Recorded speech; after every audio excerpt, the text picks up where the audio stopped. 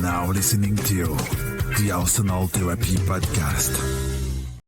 Hello and welcome back to the 15-minute show, part of the Arsenal Therapy Podcast. Today, I am joined by a very, very special guest. His name is Pythagoras in Boots. How you doing, mate?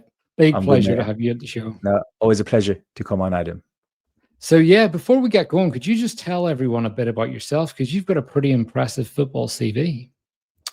Yeah, it's a bit of a complicated one. So obviously I worked at West Brom for 7 years. So that was the start of my coaching career. Then I went into law. So I've been a lawyer for the past 7 to 8 years.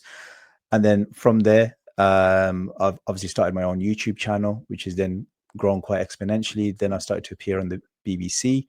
But before we even touch upon the BBC show that I'm on, in terms of the YouTube channel, it allowed me to then get into contact with players, do performance analysis for professional players. And then obviously they twigged onto the fact that I was a lawyer. So I started doing contract reviews for players in the MLS and the Bundesliga and things like that. Successfully did contract terminations and, with football clubs and sporting directors. So it's been quite a wild ride in the past few years for sure. And now I'm a qualified football agent as well. A man of many talents. So massive thanks for coming on the show. Really, really great to have you on. But today we're going to delve into Ethan Nwaneri specifically. We're going to use that academy knowledge that you've got, the player analysis stuff, and kind of bring together a more holistic view of where he's at, what he needs to do to really kick on to the next level. Because I feel with Ethan, everyone's very keen to just look at what he did well last season. He had his struggles as well as his big wins. But firstly, he's got a bit of attention recently. He seems to have bulked up quite a bit in preseason. So this picture came out today and it shows that he seems to have packed a bit of muscle. So this was paired with one with him and Saka. And again, you can see him. He does look a bit bigger, but he is growing. He's 18 now. He's just naturally grown. We did start seeing this kid when he was 15 years old. What are your thoughts on this? Because players do build muscle during the off season. Nwaneri's always struck me as having quite a squat build. Like he's the sort of player that can build muscle quite quickly. I think even last season, preseason, before the preseason started, you could tell that he fills out his tops quite well. So he's someone that's going to have that explosive sort of body. So I'm not really surprised that he's able to pack on muscle quite quickly. The only thing I'd be slightly concerned about, not at the moment, but he needs to be wary of not going overly bulky, because at the end of the day, his player profile is that silky playmaker, a bit like a sort of a physically able Bernardo Silva type of player. So if he ends up being too bulky, it would affect him, I think, in terms of his ability to change speed and change direction. So I think he needs to be slightly wary of just not overdoing it. Yeah, and last season, one of the issues that we saw with him was more stamina as opposed to his physical kind of ability to ride challenges and so on. That side of the game didn't actually faze Nwaneri too much. He was able to take the contact quite well, but it was the running, it was the intensity, probably part mental, part physical, that had a big impact. Do you see this as being something that would possibly be being put in place to help aid that? Well, the thing is, if you build too much muscle, it actually eats into your stamina reserves. So it's not necessarily a positive in terms of increasing your overall fitness if you take it too far. So that's something, again, needs to be wary of. It has to be the perfect balance between muscle, sprint stamina. So everything needs to be balanced perfectly, in my opinion. But of course, he's working with some of the best people at Arsenal Football Club. So I think they will take care of him and make sure that he hits the right physical condition. Rarely do you see an Arsenal player not really in top physical condition when I look at that squad in general. Injury prone, yes, that's a different question. But in terms of their physical conditioning, how they look, they generally look pretty good. Yeah, what's interesting actually about that is we had 2 seasons in a row where we ranked bottom 5 for injuries, and then followed by a season where it was the top team for injuries. So very difficult balance to strike. But you are right, a lot of players are very lean in the squad, very good movers, very, very fit. So that's something that you hope continues with Ethan. But just looking at him, Don Machichi, I think it's pronounced, had a quote saying that he worked with Foden, Sancho, and Palmer, and Ethan's very much in that tier. Obviously, the hope is he goes more down the Foden and Palmer route than the Sancho route, but there was no denying Jadon Sancho's talent. And it's putting Ethan in a tier with the absolute best. We've seen both of them do it on the biggest stages, and hopefully Ethan can do that as well. But just have a look at him last season. So 26 league appearances, 872 minutes. He averaged around, I think it was 1,450 across all competitions, played 37 games in all competitions, 4 league goals, 2 assists. What did you think of his usage last season? Because when we last spoke, which was around November last year, you were a bit critical of him not being thrown in when Odegaard was injured. I personally think he could have played more. The reason why I say that is he looked physically ready for me to be playing Premier League football. And I think he showed that when he was put onto the pitch, he proved he was effective. Now, obviously, you want to be careful of not overplaying young players. But generally, your superstar young talents, the ones that break through and then go on to become great players, they tend to do it anyway at a young age. And for me, Nwaneri fits into that bracket. And it's funny, you spoke about players like Foden, Palmer, Sancho. For me, someone like Foden was held back too much. And then, yes, he still developed into a pretty good player. But I think people will agree, Palmer, in terms of his aura and his ability to stamp his authority and proceedings, I think is potentially a bit superior than a Foden who's still almost trying to find out what type of player he is, what type of personality he wants to be on the football pitch. So the concern is if you try and be, you mollycoddle these youngsters too much and protect them too much, you're not giving them the confidence to really stamp the authority on the football pitch from a young age. Because remember, players when they're younger are more fearless. Someone like Michael Owen mentioned how when he used to step onto the pitch when he was a youngster, he thought he could run the game. And he had that confidence at a young age that he didn't quite have at an older age. So that's something you almost need to tap into, in my opinion. And Arsenal could have tapped into that, I think, a bit more. Yeah, and that's very interesting because I think there was a point where he was possibly overprotected, and then it maybe went into him slightly overplayed, where we saw him struggling in games. He was cramping up quite a bit, and then again he was completely removed from the team, and we didn't see him for about a month after the Ipswich game. And even during the PSG tie, when we needed a goal, he didn't come on. There could be reasons for that we don't know of, but Arsene Wenger used to do that quite often as well. But one of the things with Ethan, we've just talked about him in the Odegaard role. That's very much a kind of true 8-10 role. Mm-hmm. Where we saw Ethan play the majority of his football was as a right winger last year in Saka's absence. And that's testified in his touch map. You can see where he's most heavily touch-centric. It's on the right wing. Do you think that will help develop him, or do you think the faster he gets into that central area, the faster he will truly develop? Again, it kind of comes back into that Foden-Palmer discussion. If you look at how Palmer's developed as a player by almost going to a club where he's been given the free remit, a foundation of just go and play football. And he's been able to develop his personality, roam into areas where there's a lot more freedom. So that gives him more expression. Whereas something like Foden's always he's almost like a dog on a leash in the way that he's used by Pep. And I feel like the way Nwaneri was used by Arteta is in a very positional type role. Come in, replace Saka on the right flank, and it's a very narrow zone of operation. I personally think when I see a player like Nwaneri, I'd want to give him as much freedom as possible to almost dictate the game, express yourself, and then work out the zones where he's not as effective. Whereas I think Arteta has more of a model of play and he wants players to slot into that model of play, which is fine, but I don't necessarily think it's always the best way of developing a young player because you almost limit their potential because you're almost pigeonholing them already. Whereas I think someone like Nwaneri's got such a natural feel for the game. I'd want to see him just express himself first before I start pigeonholing him. Yeah, well, interestingly, in one of his first starts where he actually was playing in that 8 role was against Preston away, and he scored this goal. Got the ball, edge of the box. You can see him come central, and he pings the ball straight into the top corner. It was an absolute beauty. I was at this game, and we were sitting at the other end of the pitch, and it was one of those, when the ball left his foot, you knew that was going in the top corner. How much do you want to see him operating in these zones versus developing what he can do in other areas of the pitch to round his game out a bit more?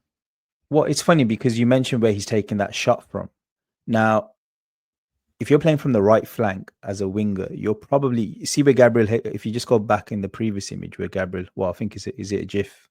I think it's going to keep rolling. So if he's right sort now, of like edge of the box to the right side, and that's sort of like Saka's zone of operation at the moment, and he's hitting in curlers from that area of the pitch, he's still going to have a very good shot.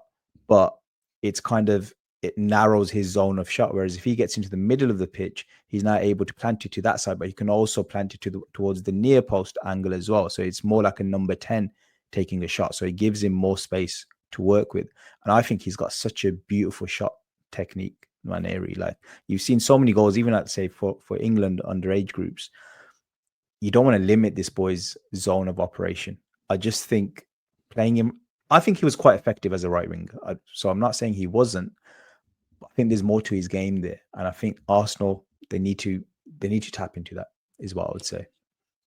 Yeah, well, interestingly, if you look at his heat map as well, kind of backs up his touch map, and you can see from his heat map, he wants to, as a right winger, he wants to kind of veer towards that half space. You can see where it's most congested is around the edge of the box.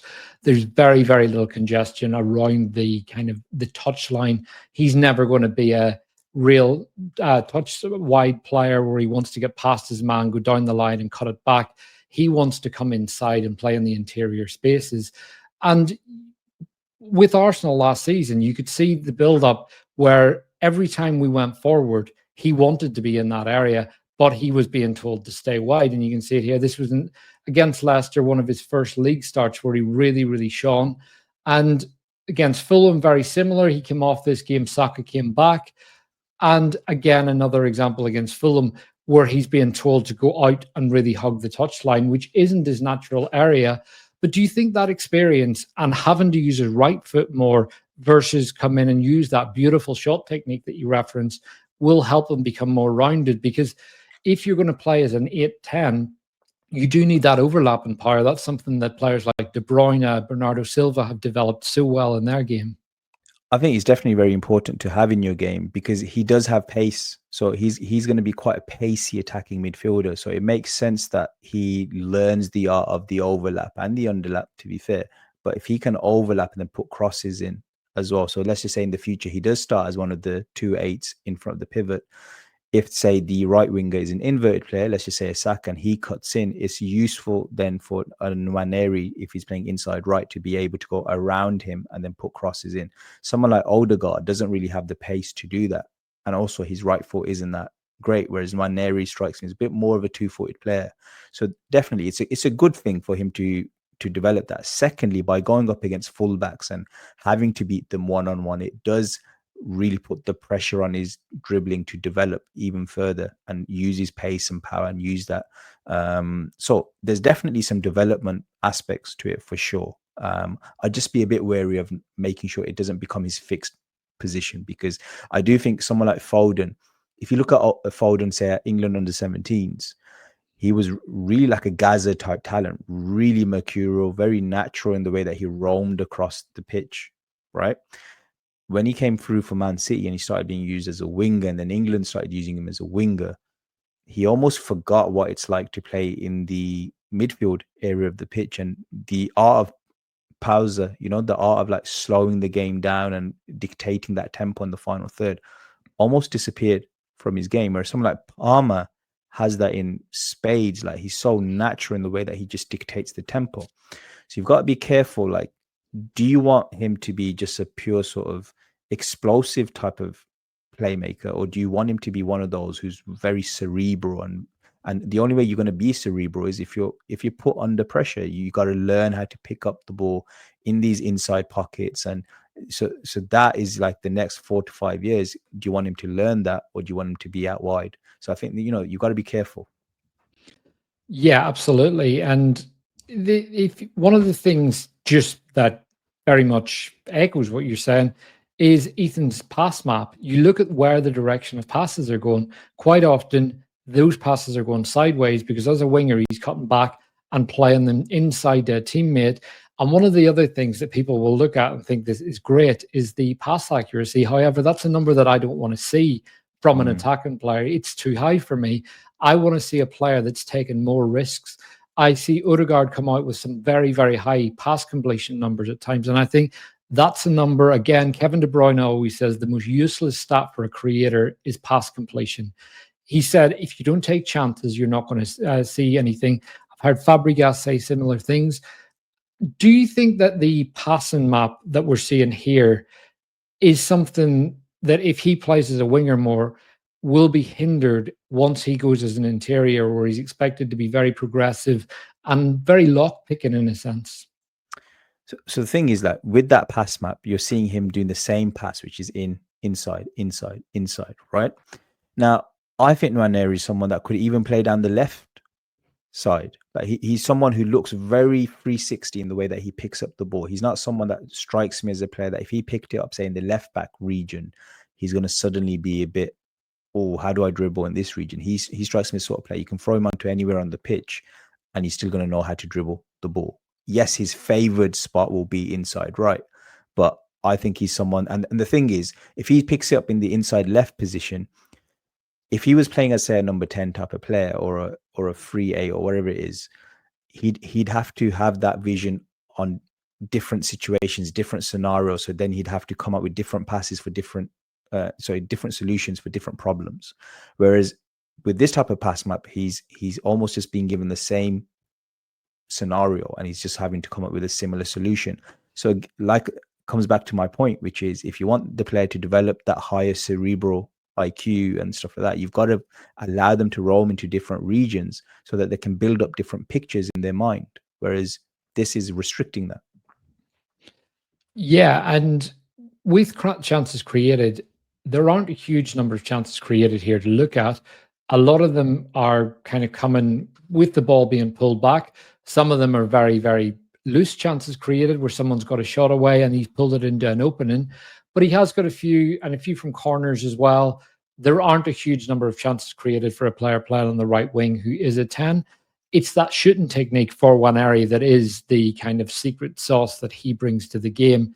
And this cross as well. This is his kind of signature move. And it's also kind of a mirror of his shooting, which is take that touch, pull it back, get a yard of space and clip that ball in. Saka's very good at this, and Arsenal were able to replicate those dynamics reasonably well for a while with Nwaneri and Merino as a direct replacement for Havertz and Saka.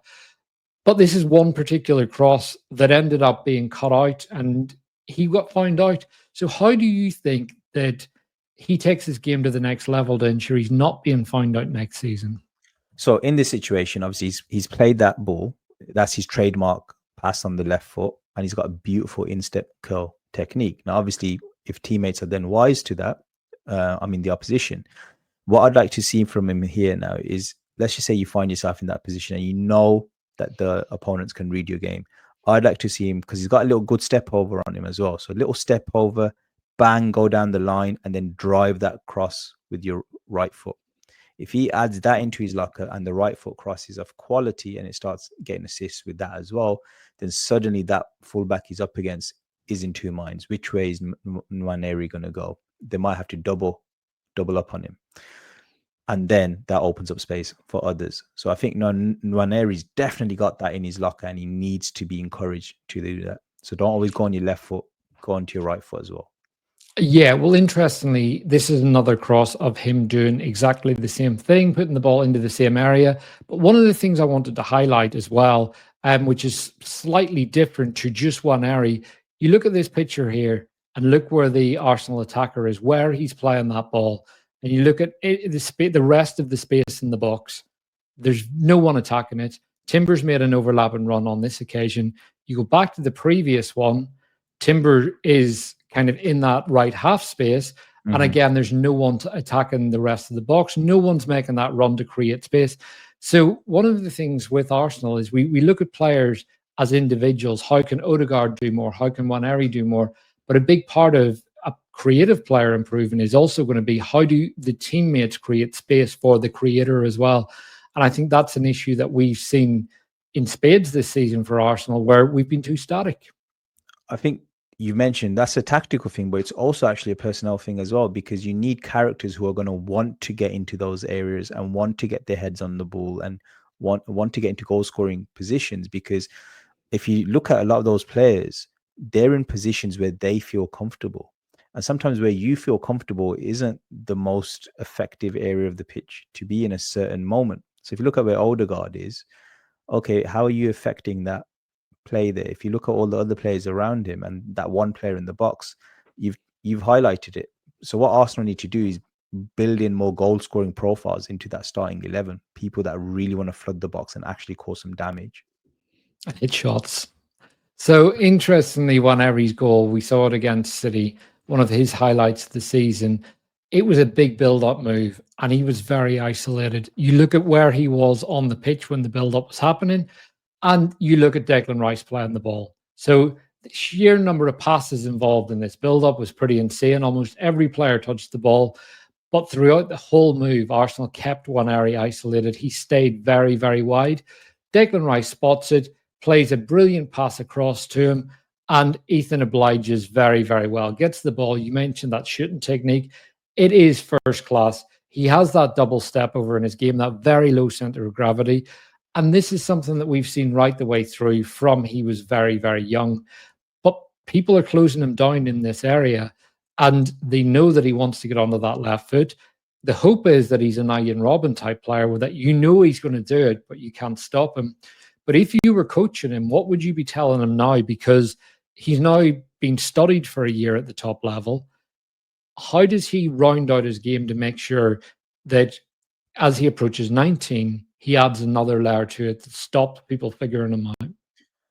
I think one of the issues is you've got to give him the right team framework around him. So let's just say that Jiff where he's about to cut in, you need to give him an overlap type of fullback. And this goes not just for Nwaneri, I think it goes for Saka as well. I think Arsenal need to build in more overlapping profiles in their fullback depth. And if you've got, say, fullbacks who are going to go overlapping around these sort of left-footed players cutting in, then you see where the gap is between a Savinho and a Guardiola. Then he could maybe thread the ball through for an overlapping right back to then run onto. So that's a way of enhancing his attacking game and giving him a bit more unpredictability.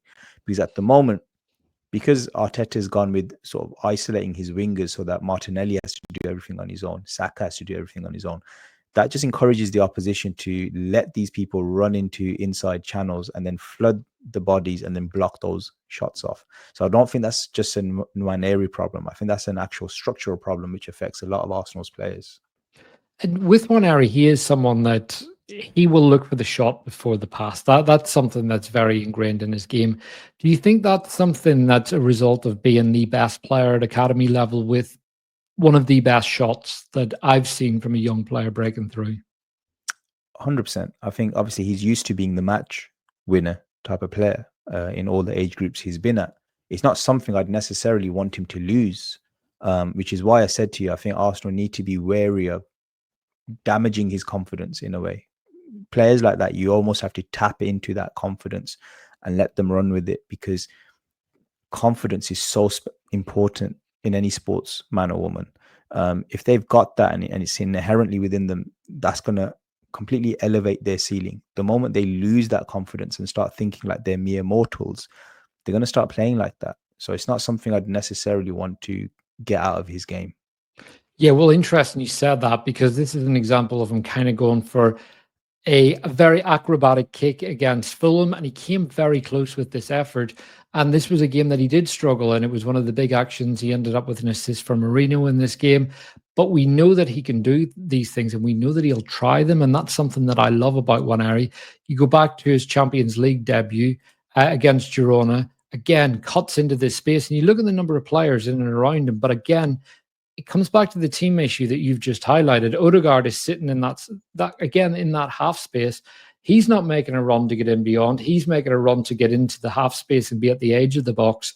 Thomas Partey on this occasion is playing right back, but there are no players that are really killing themselves to get in, or even if the keeper kind of spills it, we can see might be Mourinho here now starting to make that run just in case. But again, there is clearly a runner issue at Arsenal with the team. But how much do you think the impact of Ben White was felt last season? Because he is the overlapper on that side. I think he's probably one of your only overlapping fullbacks. And our only one. Yeah, I mean, and the weird thing is that I don't even see Ben White as an elite overlapping fullback. Like, as in, he's not someone who's naturally, say, a Dani Alves type of fullback or a Jeremy Frimpong, if you're talking about modern type of players. And yet he's the only one that has been given that bit of license to get forward. And when he does get forward, he's got a decent cross on him. But I think Arsenal are missing a trick here, because I'm not saying you need to bring in a new fullback to start necessarily, but just someone, if you're up against low blocks and it's last 20 minutes, you're struggling to convert a draw into a win.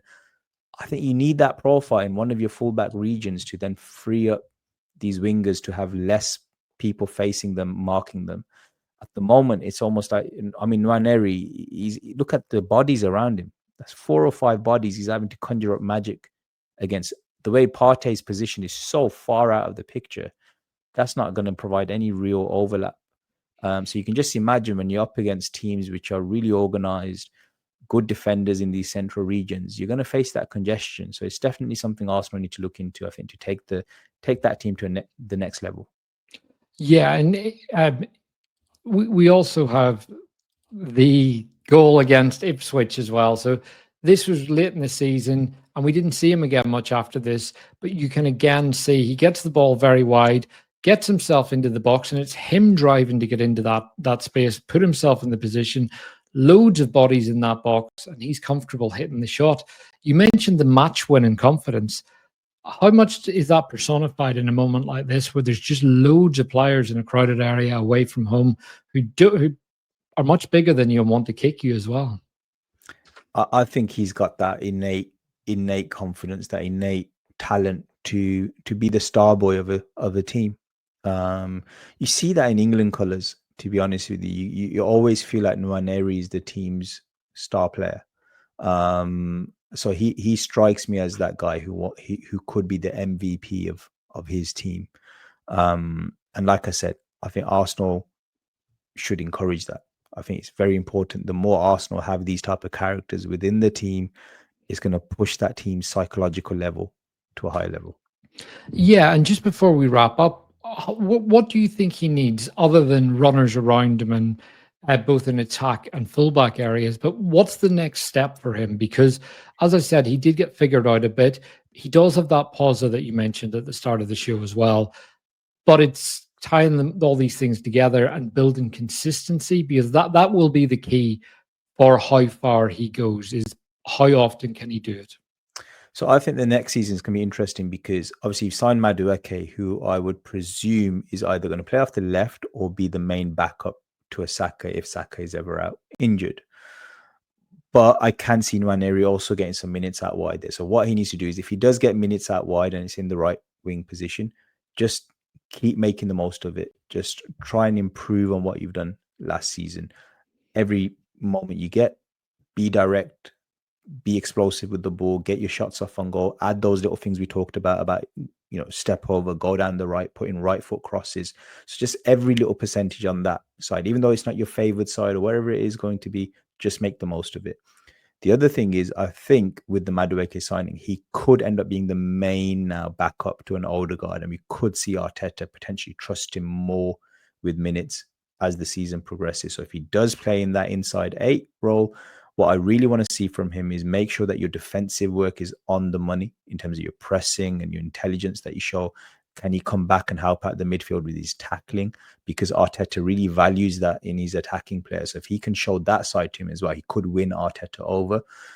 The other thing is that pausa that we spoke about. So really, really be so intelligent. Every decision that you make on that ball needs to be on the money in terms of controlling the game. And when you do get these little moments to open up the opposition with your through balls, be really accurate with it.